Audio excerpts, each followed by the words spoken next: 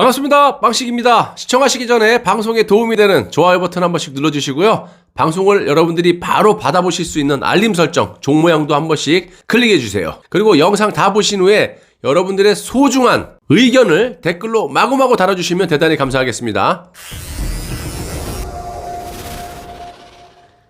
여러분, 화천대유의 블랙홀 속으로 쫙 빨려 들어가는 사람들이 지속적으로 늘어나고 있습니다. 탄핵 주범인 이 박영수 특검부터 김수남 전 검찰총장, 대한민국의 몇 명 안 되는 이 대법관인 권순일까지, 또 황당한 건 이들과 함께 탄핵을 막아야 하는 박근혜 정권의 민정수석이었던 곽상도, 그리고 최서원을 변호하고 계시는 이경재 변호사까지, 이건 뭐 엽기적인 영화를 찍어도 될 만큼의 어처구니 없는 상황이 벌어지고 있습니다. 아닌가 다를까 윤석열이가 빠지면 안 되지 않겠어요? 자, 윤석열의 부친이신 윤기중 교수의 단독주택을 무려 20억 원이나 손해를 보면서 화천대유의 대주주인 김만배의 친누나에게 팔았다라는 그런 의혹이 터져 나왔다라는 겁니다. 그런데 이건 상식적으로 너무나 말이 안 됩니다. 제가 윤석열을 비판하는 것은 기본적으로 이자는 문재인의 부역자고 아직까지도 그렇다라는 거예요. 또한 핵심은 지금 대한민국이 이 모양 이 꼴이 되고 그로 인해서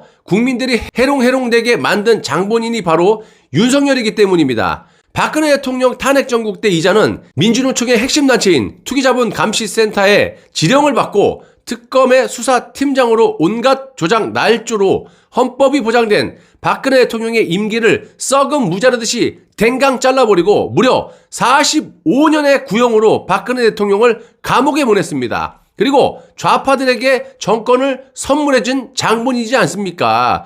너무나 많은 조작 날조가 있었지만 대표적으로 592억 원의 뇌물수수로 박근혜 대통령을 엮었고요. 그걸로만 30년형을 구형했던 자입니다. 지금 모조리 무죄가 난 상태죠. 그런데도 대선 후보 토론회에 기어 나와가지고 양형 기준으로 적법하게 구형한 것이라고 궤변을 늘어놓고 있다는 겁니다.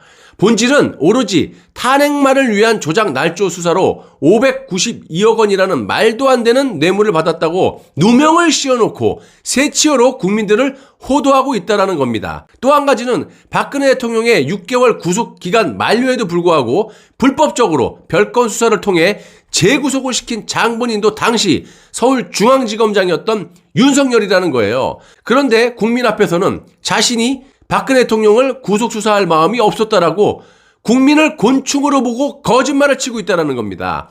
또 한 가지는 야밤에 문영표 보건복지부 장관을 불러다 놓고 박근혜가 시켰다라고 하면 끝난다, 왜 고집을 피우고 있냐라고 위증 교사까지 대놓고 한 자입니다. 자, 이런 놈의 자가 무슨 낯짝으로 우파 진영에 기어들어와서 대통령이 되겠다라고 하는 건지 역겨워서 저는 도저히 못 보겠다라는 겁니다. 제 말이 진실이라면 윤석열이 이게 사람입니까? 그런데 안타깝게도 제 말이 진실이에요. 저자가 거짓말이고요. 다시 돌아가서 이런 자가 그동안 화천대유에서 말이 안 나오는 게 이상할 정도였는데 이번에 터진 거예요. 그런데 이번 의혹도 황당한 해명을 하고 있다는 겁니다. 잘 한번 들어보세요. 정상적인 분이라면 제 말이 굉장히 이해가 될 겁니다. 특히 윤석열을 지지하는 분들 잘 들어보세요. 지금 40억짜리 주택을 19억에 팔았다는 것이 핵심이고 당연히 다운계약서를 썼을 것이라는 의혹을 갖는 게 정상이지 않겠습니까? 아니, 어떤 사람이 생판 몰랐다라는 사람에게 21억이나 싸게 팝니까, 집을? 자, 이거에 대해서 윤석열을 지지하는 분들이 또 말도 안 되는 논리로 따지실 것 같아서 지금부터 알아듣기 쉽게 설명을 해드리겠습니다. 일단 다운계약서에 의혹이 생겼는데 윤석열 측은 정말 자다가 옆 사람 자고 있는 마누라의 다리를 긁는 해명을 합니다. 내 다리가 근지러운데 남의 다리를 긁는 그런 헛소리를 하고 있어요. 여기 보시면 이게 당시 매매계약서인데요. 왜 이걸 내밉니까? 지금 뭐 열린 공감 TV라든지 기사의 내용을 보면 의혹이 이게 아니잖아. 다운계약서, 뇌물 뭐 이런 건데 이 계약서가 뭔 놈의 해명 자료라고 들이민지 이해할 수가 없어요. 한번 끝까지 보시면 여러분들도 이해가 되실 겁니다. 보시면 화천대유의 대주주인 김만배라는 사람이 누나이자 사내 이사이기도 한 김명옥 씨가 2019년도에 윤석열의 부친인 윤기중 교수에게 연희동 집을 샀다. 그것도 시가 40억이 넘는 주택을 한 번도 보지도 못하고 알지도 못하는 사이인데 21억이나 싸게 샀다. 여기까지 팩트죠. 그런데 윤석열 측이 해명하는 과정에서 부친의 집을 산 사람이 누군지 몰랐다, 이러고 있어요. 자, 그럼 김만배가 박영수 특검을 모셔온 20년 경력의 법조 출입기자죠. 그리고 윤석열은 박영수의 부하고 2015년 박영수 특검에 윤석열이 기어들어갈 때 당시 박영수는 이미 화천대유의 고문 변호사였다는 겁니다. 벌써 김만배에 의해서 섭외가 됐던 거예요. 그것도 특검 당시에. 그런데 윤석열의 말로는 김만배를 모르고 우연히 김만배의 친누나가 서울 시내 수만 채 집 중에 우연히 윤석열 부친의 집을 샀다라고 말을 해요. 그것도 시가 40억이 넘는 집을 19억에 구입했다. 이해가 되세요? 윤석열은 우연이라고 말을 하고 있는데 탄핵의 수사팀장으로 탄핵이 촉발되었던 이 태블릿 PC도 마찬가지 최서원으로 것으로 알려진 건물로 들어가 보니 다른 기자들은 문이 닫혀갖고 못 들어갔는데 유독 JTBC 김필준이라는 기자놈은 우연히 문이 열려 있었고 우연히 태블릿 PC를 발견했고 잠금 패턴도 우연히 쓱 하니까 쓱 열리더라. 이딴 해명을 하고 이런 식으로 수사를 하지 않았습니까? 이걸 보고 국민이 믿으라는 겁니까? 또 우연이래요. 아니, 김만배의 누나이자 사내 이사인 김명옥 씨가 서울 시내에 집을 사는데 그게 왜 하필이면 윤석열의 아버지 집이냐 이 말입니다. 이것도 우연이라고 말을 하지 않습니까 지금? 이것도 몇 %의 확률입니까?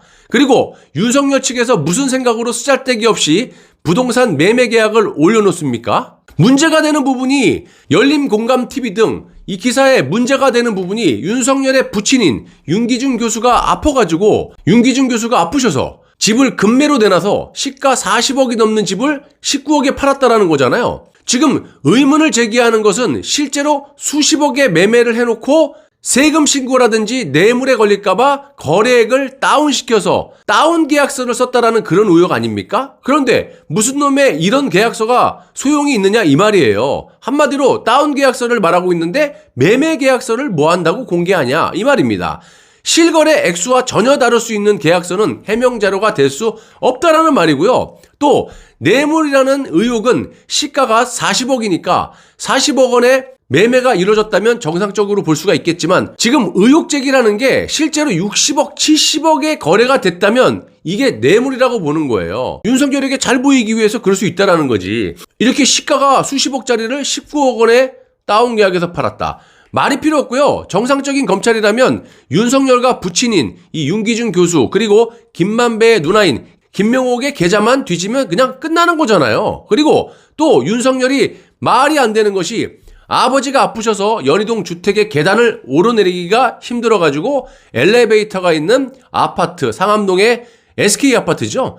여기로 빨리 이사를 가기 위해서 돈이 급하게 필요하다 보니 무려 21억을 싸게 다운시켜서 금매로 이사를 갔다고 이렇게 말을 하지 않습니까? 그런데 이것도 말이 안 되는 것이 이미 이 계약을 하기 전에 SK 아파트가 아버지 아파트로 돼 있다는 그런 말도 있지 않습니까? 그러니까 미리 아파트가 돼 있는 거를 무슨 놈의 이 아파트를 구입하기 위해서 급하다 보니까 아버지 다리도 아프고 그래서 이거를 절반 가격에 아무도 모르는 사람. 근데 아무도 몰랐던 사람이 김만배의 누나야. 이게 말이 되냐고요. 모르죠? 이게 급하게 판 이유가 죽을 죄를 짓고 해외로 급하게 도피를 하는 경우가 아니라면 정말 아파서 금매를 했다면 이것도 말이 안 되는 게 정말 아버지가 아프면 이렇게 수십억을 다운시켜갖고 집을 파는 사람이 어디 있어요. 윤석열이 아들이니까 자신의 집에서 집이 팔릴 때까지 조금 싸게 내놓고 그렇게 집에 계실 수도 있는 것이고 큰 병원에서 편하게 좀 입원을 하시면서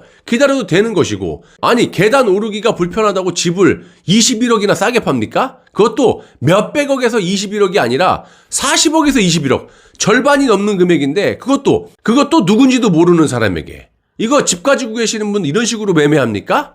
그리고 윤석열은 돈이 얼마 없다면서요. 자신은 돈이 없다며. 그런데 모르는 사람에게 21억이나 세일해갖고 집을 판다는 것이 말이 되냐고요.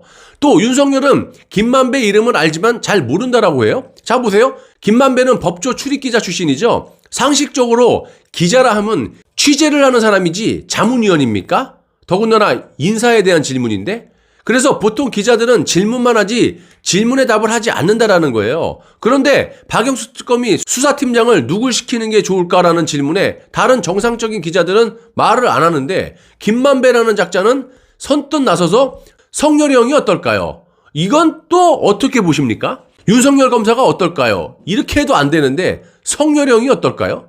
윤석열은 잘 모른다라고 하는데 김만배 혼자 미친 겁니까?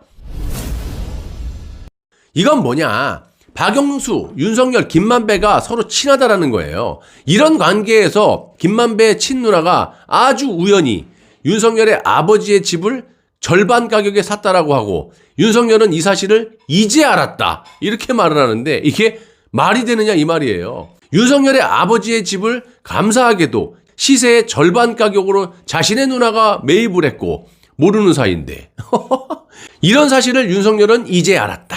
죽여줍니다. 스토리가. 또 19억이라고 치더라도 윤석열의 아버지하고 김만배의 누나랑 서로 매매를 하기 위해서 만나서 매매 계약서를 쓰지 않겠습니까? 그리고 계약금도 받고 그러지 않았겠어요?